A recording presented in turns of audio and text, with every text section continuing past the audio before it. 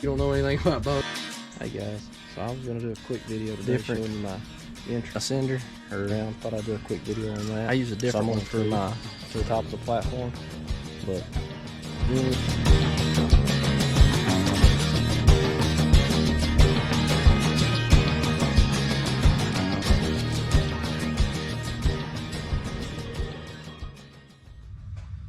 alright guys, so I wanted to update you real quick where my season's at. So I've hunted all season, every chance I could, which hasn't been a lot this year, but I lost the doe in September. I got down too early and bumped it. If you guys have been following the channel, you already know that. I went a long time, I wasn't really seeing much, wasn't seeing hardly anything, and so I kind of got bummed out about it, and I hadn't been filming my hunts.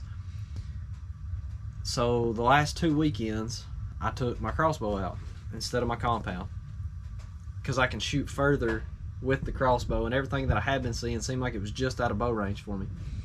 So I thought, well, I'm gonna take the crossbow out. And the first weekend I shot a 7-pointer, which was my biggest buck, and I was so bummed out over the whole deal, the way the season's gone. I didn't even take cameras. I mean, I took them, but I didn't set them up. I just left them in my backpack, and I didn't set them up, so I didn't get that on film.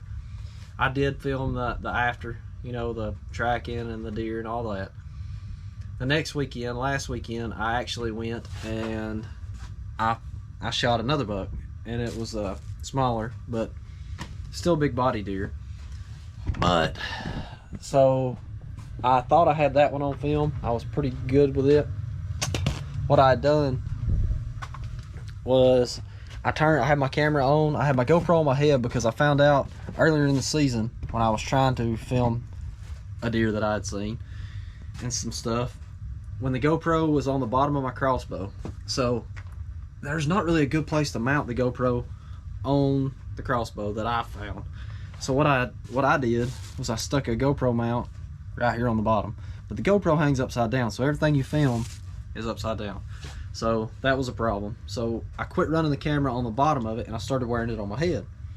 So when my second buck came in last weekend, I was determined to get it on film, but everything happened so fast I forgot to turn the GoPro on. But I had my main camera, the one on my camera arm. I turned it on real fast, hit record button. Just as soon as I turn the power on, I hit the record button.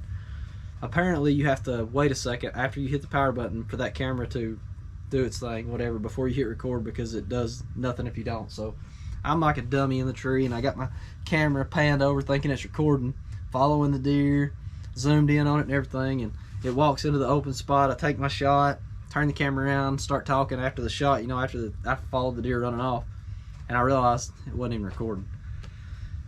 So I was like, crap. But anyways, I had changed my camera arm from the original way that I was running it. Earlier in the season, I was running like some flat aluminum. And so what happened was, with the camera on here, the camera that I'm running, it was kind of heavy, and it was causing a lot of flex. So every time you move the camera, it's bouncing. It just had too much flex in the arms. So I changed it. I still had the same homemade mount, the part that mounts to the tree. It's exactly the same, still out of the flat aluminum. The piece of the bicycle that holds the handlebars that I've rigged up, and my one strap, my tethered Predator platform strap.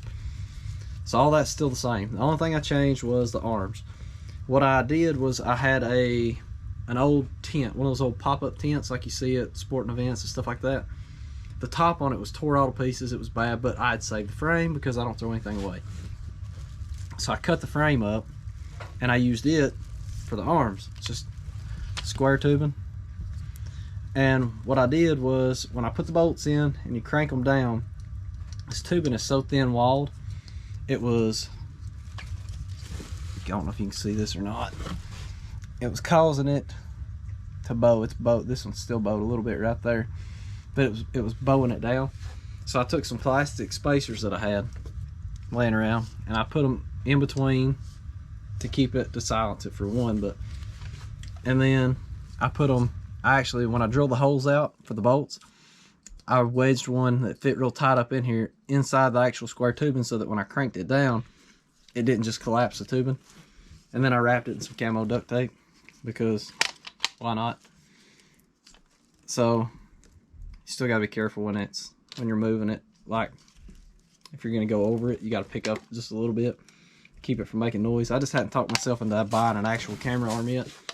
I was gonna show you guys what I had rigged up, what I'm running now for a camera arm this season. This thing don't weigh hardly anything, and it's smooth. It works. It'll serve its purpose and keep me from spending money on an actual camera arm.